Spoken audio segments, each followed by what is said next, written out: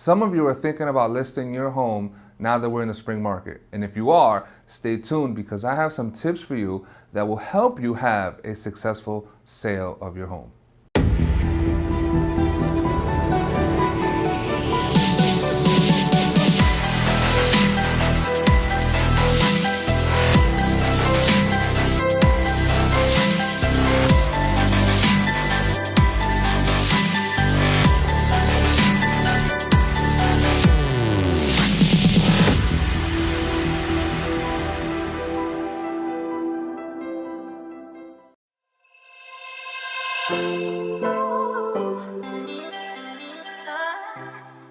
Hey everyone, it's your friendly neighborhood real estate expert, Jonathan Cabrera. And today I want to give you guys the reasons why houses don't sell. And if you're someone who's thinking about selling your house, consider these reasons why a house won't sell. That way you don't make those same mistakes and have a successful sale. Tip number one, the first tip I want to give you on why a house does not sell is pictures. Having professional grade pictures, not necessarily professional grade, but pictures that are taken with a professional grade camera is important to when you go and list your home. I'm not going to say most agents, but there are some agents who just go on the listing presentations, you the home seller decide, all right, cool, I want to use the person we've interviewed as the listing agent. And they'll come in and just pull out, I don't have my phone with me, but they'll pull out their phone and take pictures using their phone. In this day and age, cell phone quality pictures are okay, but it's the way that they take the pictures. You can't take the pictures holding your phone straight up. It has to be the horizontal way in order for the pictures to come out nice. However, lighting takes into effect when you want to take the pictures. Not so much, not only the lighting in the camera, but also the ambient lighting, what time of day, things like that. So pictures is important. You want to have professional grade pictures, and I say professional grade because there's things that go into the pictures. So you want to have really nice pictures detailing the niceness of the house, if that's even a word. But you want to have pictures that are detailing the beauty of your home, because no one else knows how beautiful your home is except for yourself. So you want the listing agent and the person who's taking the images to capture those beautiful features of your home. Tip number two. Second tip that I want to give you is the condition of the home. You want to make sure that the home is pretty much in good condition. I mean, if it's not in good condition and you do want to go ahead and list a home, then I would suggest you consider the pricing when you're ready to set the price for the house and stuff like that. But the condition actually plays a role. Some people may not want to have a house where they need to do some renovations, and I'm not speaking major renovations. I'm talking, some light renovations, maybe a kitchen remodel, right? We're not talking about knocking down walls. Some people may not want to do that. Some people may. So condition does play a role in why a house does not sell. So if you're someone who's thinking about selling your home, consider the condition of your home. Look at it from the perspective of somebody going into your house who wants to buy the house. That can be a bit difficult, especially if you lived in it for a few years, because obviously you've grown to love the home.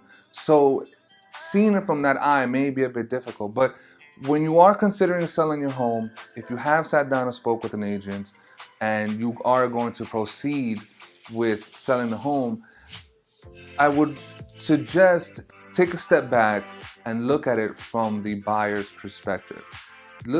Try to remember when you saw the house and how you felt about it, what questions you had, what you thought would be something you would want to do to the house to update it, to make it to your liking.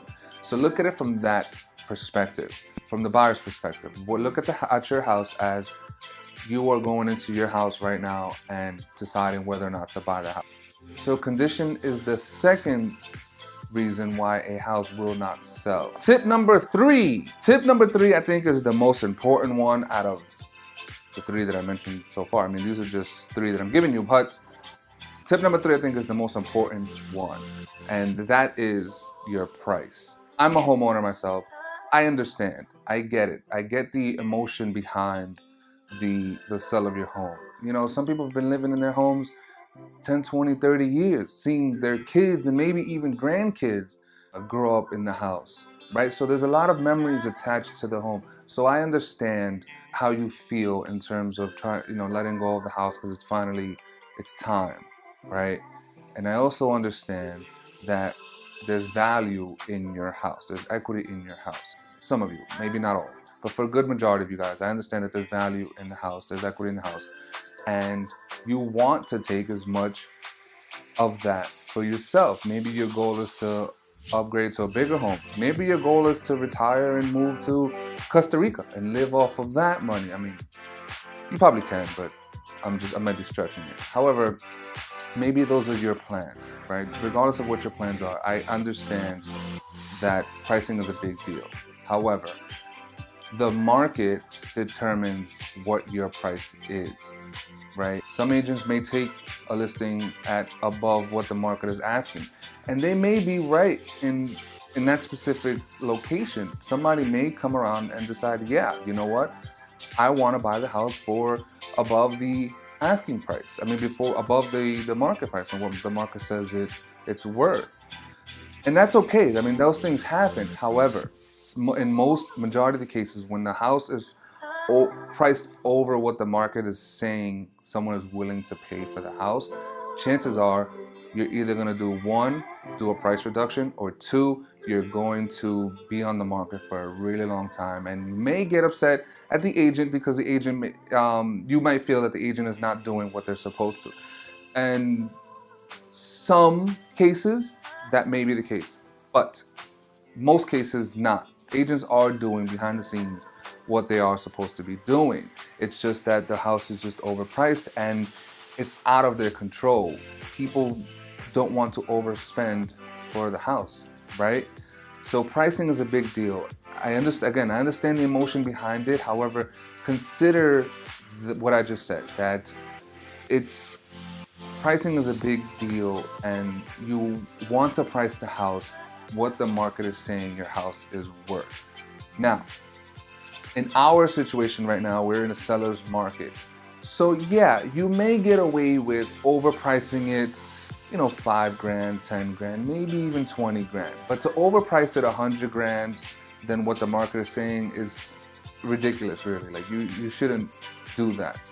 Some agents may take that, and just for the sake of taking the listing, they'll say, yeah, cool, I'll list it for, the market says the house is worth 400 grand. Yeah, I'll list it for 550.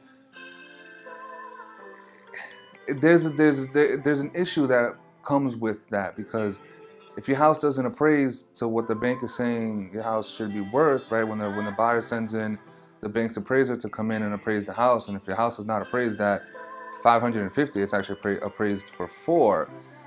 The buyer then has to decide whether they want to put up the other 150 grand, because the bank is not going to lend an extra 150 on a house that's not worth it.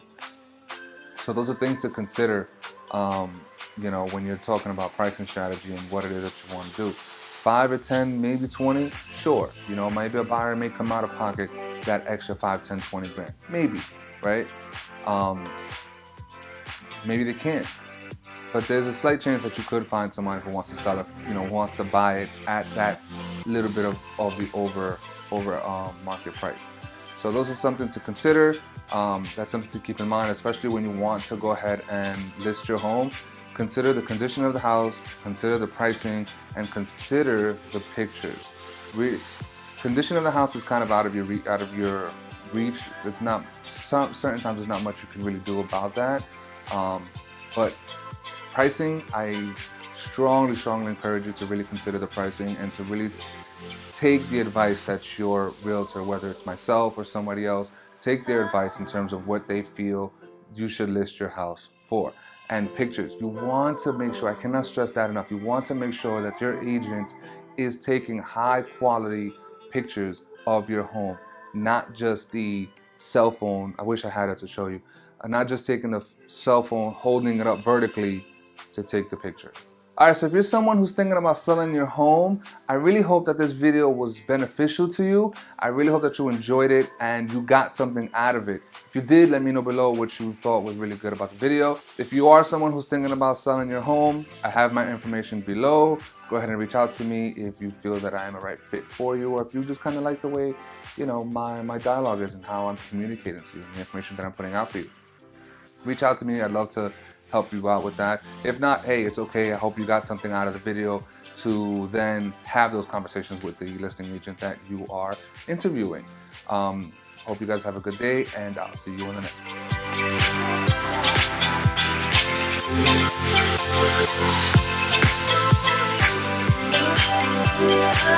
one.